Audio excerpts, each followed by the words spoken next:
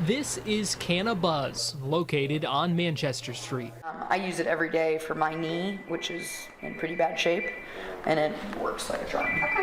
Co-founder Annie Rouse is using 420 to celebrate the store's soft opening. And then I would also recommend this to go with the knee pain. She's educating a customer about how her hemp-infused products could reduce inflammation and help other ailments. We have products that will bring you up, they'll bring you down, they can motivate you, they can focus you, they can help you sleep. Hemp is legal in Kentucky as long as it's below the 0.3% THC threshold.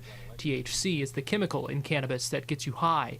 Rouse believes the public's perception of cannabis has changed over the last decade. Even 5 years ago, I would be talking with people, telling them I'm in the hemp industry, and people would snicker at me talking about smoking my t-shirt. Sometime this summer, this room will transform into a canna bar, serving drinks infused with hemp.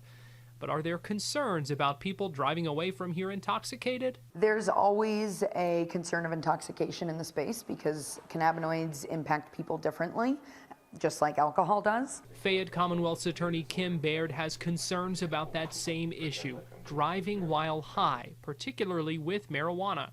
If you are smoking marijuana and you are high, you are a danger on the road. She's been in the Commonwealth's attorney's office for 27 years, and she wants to remind people, although it's 420. And I have many times said to people when they'll talk about marijuana or whatever, and I was like, and for the moment, it is still illegal in Kentucky. A simple marijuana possession charge could cost you a $100 fine or other penalties.